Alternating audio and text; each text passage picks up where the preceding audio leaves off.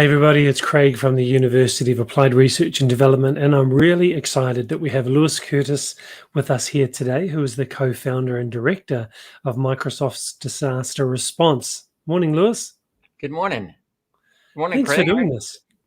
No problem. No, honor to be here. Honor to be here and be with you. I'm really happy that you're here, and also the students that we have in our bachelor and master's program. We have the opportunity to learn from your experiences. So why don't you tell us about your role and how you came to be there? Sure. I'm passionate about technology. I've been worked for Digital Equipment Corporation and Sun Microsystems before that, and I've worked for Microsoft for about 17 years. Um, and One of the things I've been a volunteer EMT at different service providers as a young kid, and one of the things that we've seen over and over again, we've responded to disasters in technology, is the thing that we find is it's not just about the COOP plan, about recovering systems that have been lost. And oftentimes when there's a disaster that we experience, oftentimes whether it's digital or whether it's Sun or whether it's Microsoft, you're scrambling and trying to figure out how to help in times of crisis. And it's kind of like Groundhog Day. It's kind of a movie like Groundhog Day, where a famous movie where they're repeating the day over and over again. And so funny things that we see over and over again is things like declarations of emergency are being reviewed. Can we help in that country, in that region? What kind of technology is needed? Do we have the right talent and technology in place? Do we have really forecasted need? Do we have that help chain laid out? And so every type of disaster and crisis, whether it's human, whether it's natural disaster, that we see, is there's these question-based patterns emerge, where we're always asking about the declarations of emergency. We're always asking about our supply chains, our talent, our capabilities. How do we help this community? And we figured out, after Fukushima, we said, this needs to not be a pattern anymore. Groundhog Day does not need to happen anymore. We've done enough of that, from Haiti to 9/11, from Sun to different companies and different disasters that people experience.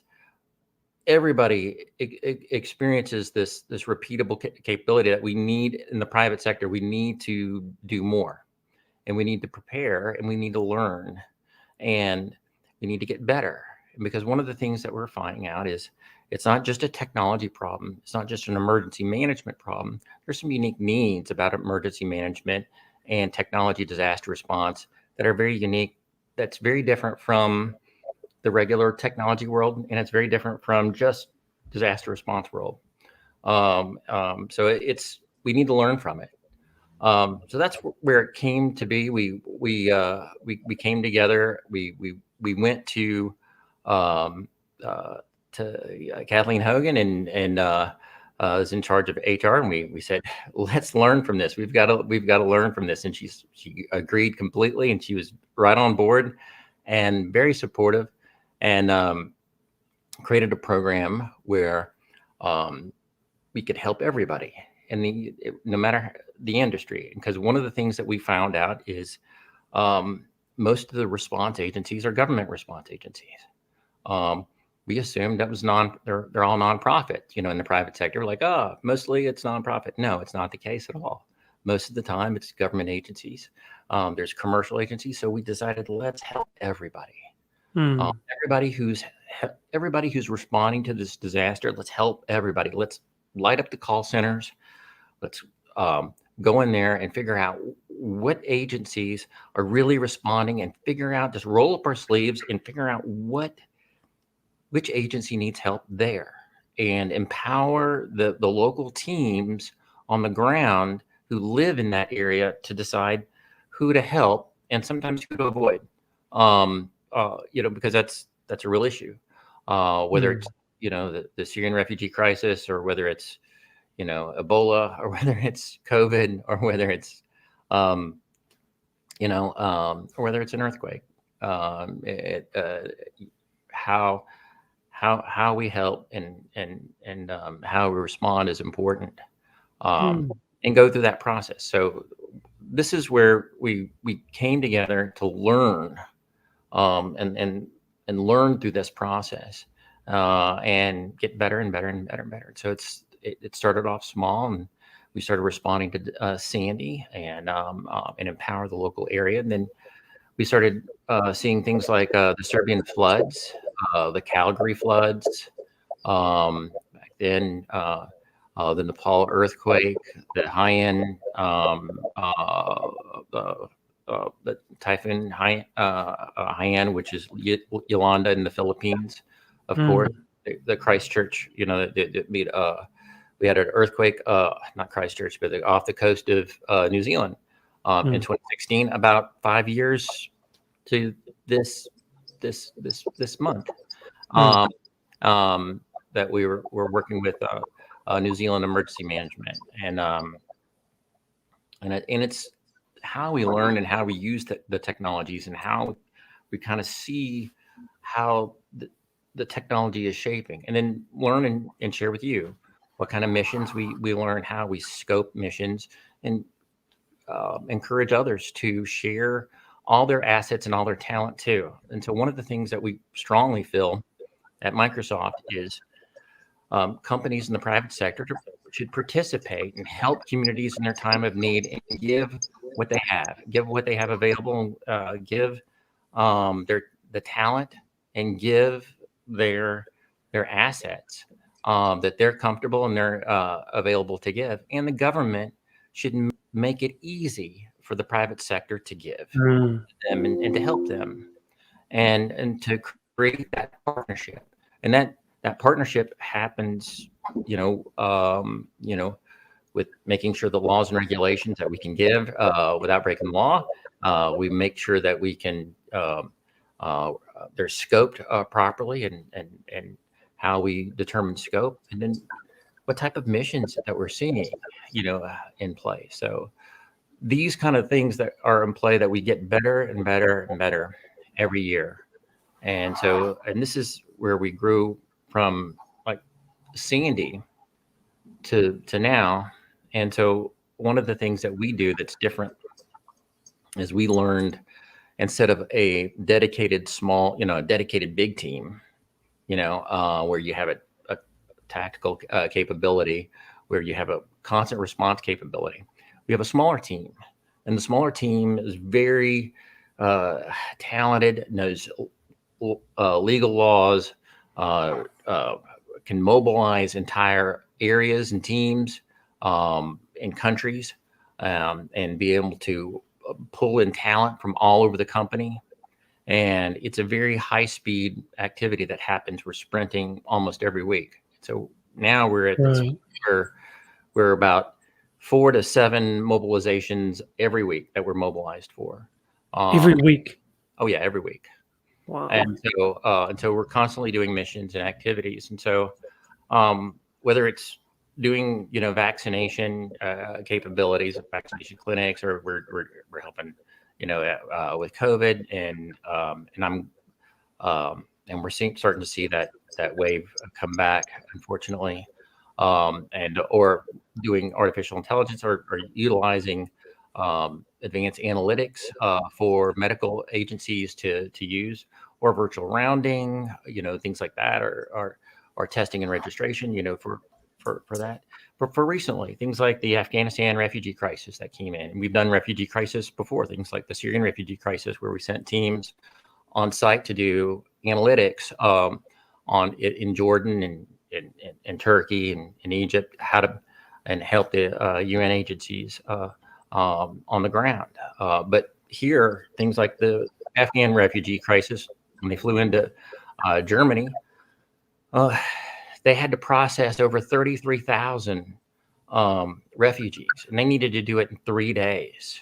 Wow. So we partnered. They came to us and said, the Air Force, and we partnered with them. It was a partnership, and the U.S. Air Force is an amazing partner, and just that we love working with, and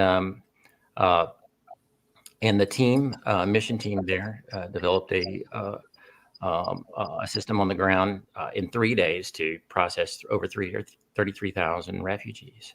And the reason why I'm talking about it is they talked about it in the news, and about Microsoft's partnership and help. And that's but we don't have that condition. One of the things that we have is we don't ask people to to talk about us, talk about it publicly, and we do this without condition to help.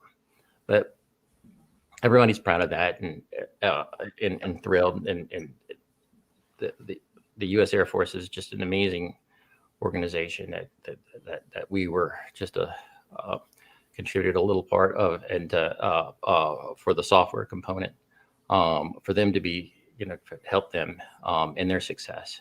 And so that's what it's all about. Knowing what you're good at, that's key. We're not here to we don't take credit for the whole mission and activities. We're not here to take over and be to take over a mission, for refugee processing or for vaccination management. But we're here to develop the software or provide that capability. So, for example, if a response agency needs 6 months or 9 months of software or cloud software, and they need this specific capability to process people who've been displaced by floods or fire, earthquake. So you need to develop that system quite quickly, and you don't have it. So what do? You start designing. You start putting people together. You start bringing talent together, and that's what we all do. We bring in our best talent we can.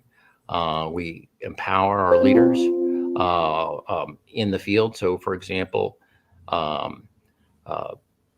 if there's a disaster in New Zealand, we would mobilize the local country team, and for them to be in charge and understand, because they know the culture, they know the situation way better than anybody in Redmond. And so we empower them,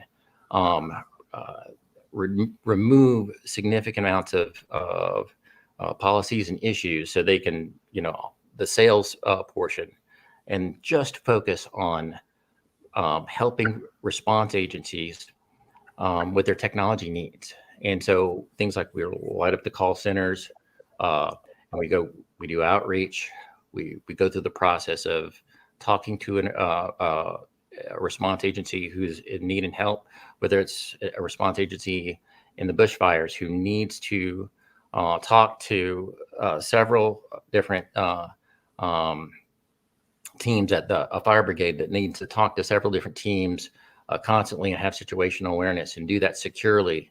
And they need to do that for the first time and figure that out. And so things like that was a teams type of capability that we use and at that time. But I can tell you right away, the technology changes. As much as I'm in love with technology, and I love the ability, and I believe in the power of technology that can help you and help agencies in their time of need, and that can rapidly respond. I know it's all about those technologies change all the time. Every year we see the technologies change, and we have to have constant, the best talent in the world pay attention to it. But, Lewis, I had the privilege of interviewing Joe Hellis, who's the operations director for Information Technology Disaster Resource Center, which is quite a long title, but it's in Fort Worth in Texas. And he has an incredible number of activations across America, volunteers from around the country serving to deploy technology. They're all volunteers, though, and the challenges of communicating and coordinating must be really big. I think you said that you use your own country teams. Is it exclusively you work with the Microsoft teams and then they partner with other agencies, or do you have a volunteer network as well? So our program, our program is staffed mostly by Microsoft employees. And so when most companies, you can take off time to volunteer to work with a Right. nonprofit agency, right? But we're not. This is not this. This is Microsoft Okay. making a commitment to help you.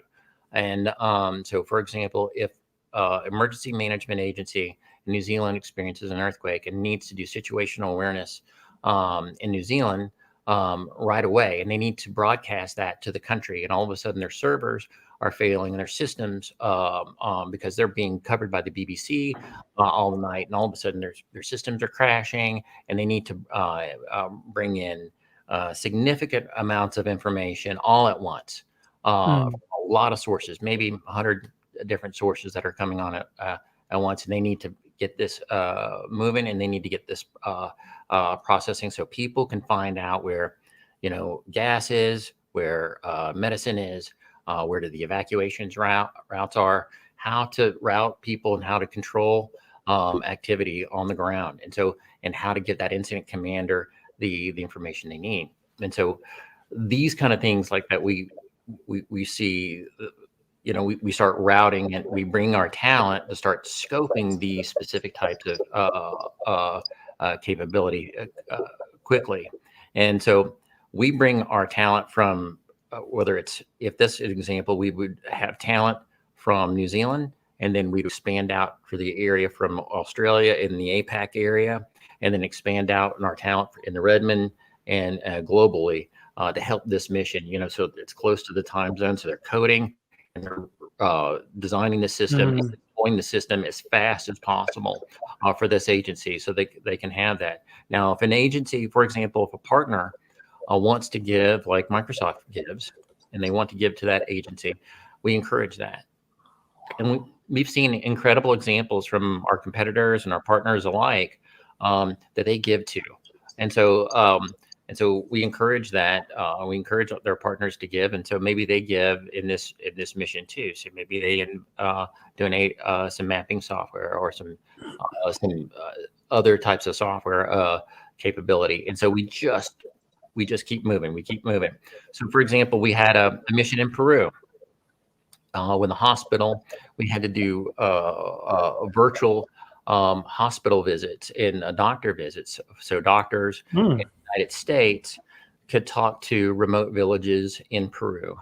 And so we had a problem. So we could design the technology. We had a team in Peru that could handle systems, could build out laptops, could build the virtual system, could route with the American team. However, there was no connectivity and there was no laptop, so we couldn't find ruggedized laptops, so we couldn't find get connectivity in the area. So we partnered with a local hardware vendor to bring ruggedized laptops, and we partnered with a telecommunications vendor, a cellular vendor.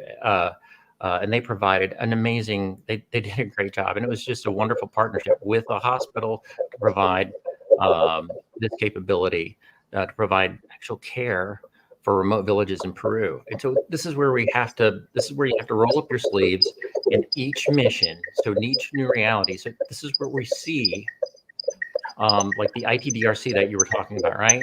Well, there's ITDRC in Florida and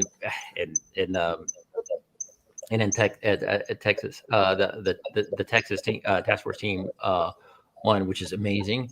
And then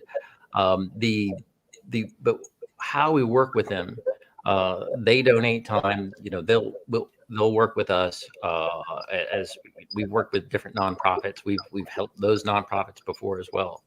But how we have volunteers, we use our own employees and we break them from their jobs, and our managers give them permission to participate.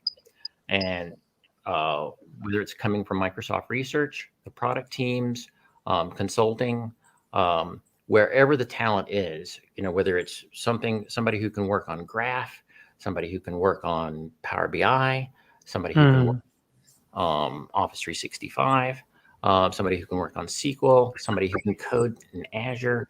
We find the best talent we can all over the world. And we have a rule, for example, if you're doing it alone, you're doing it wrong. And everybody works together. We have multiple teams work together, task force teams with managing multiple mission teams on the ground or virtually. I love that phrase that you just said. If you do it alone, you're doing it wrong. That's a powerful thing to remember. Yeah, it's just what we find out is, when we work in a stress situation, in a disaster situation, what we're finding out is agencies have half their staff operating at 50% of their staff operating at 50% mental capacity. It's no insult to them, but they're stressed. Families are stressed, and sometimes it's the last thing you want to do is work on a computer or code by yourself. And you want that support, even if you're really skilled, even if you're the best around in that specific technology, you're stressed. You need help. You do not put all the world on one person in the middle of disaster for admin. Help them. Make sure that they're supported. So we see these different types of technologies and these different types of capabilities, things like break-fix missions that will happen. So break-fix missions, instead of utilizing a break-fix mission, will do things like a lift and shift and put it in the cloud and lift the entire system. They're on-premise systems, and they have from old hard drives, and we'll put it in the cloud for them so they could their systems could use it, or they can scale it up so they can have that scalability capability. The other one's like collaboration and communication missions, how people can communicate and collaborate quickly. Oftentimes, the collaboration and communication is hampered technically, or you want secure capabilities that respects the privacy of new privacy laws that are in play that don't change during a disaster. That's very important. So a lot of times, a lot of government agencies, a lot of nonprofit agencies, they're very focused on, responding. Oftentimes we realize that those privacy laws, those important laws are still in play, and we've got to respect them. And they're international around the world. So we've got GDPR, there's laws in California, there's laws in Japan, there's laws everywhere in every country.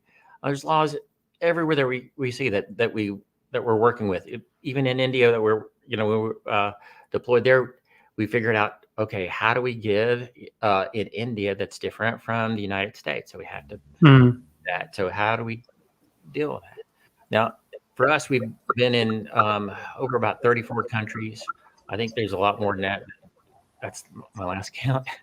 And but from my standpoint, everyone responds, mobilizes our area, tries to mobilize the volunteers to be effective, and bring in to do the outreach, to scope the missions, and to work together as a team, as a one Microsoft team, and with our partners. You've got such an interesting LinkedIn profile with the many things that you've done, Lewis. How's the chicken? Yes, we do have a farm, and we have we raised chickens, and we've hogs and goats and bees, and we just lost a goat. I mean, not a goat. We did lose a goat earlier, but we lost a duck. One of our ducks, a bald eagle, came out and ate it. Wow. Yeah, and it's so that was quite a bit of surprise.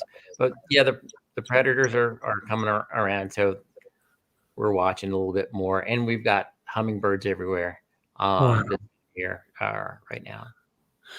Must be lovely after so many activations every week, and maybe the pressure and understanding the needs that you're responding to come back home and spend some time with nature and family and have a talk to the hogs or something like that.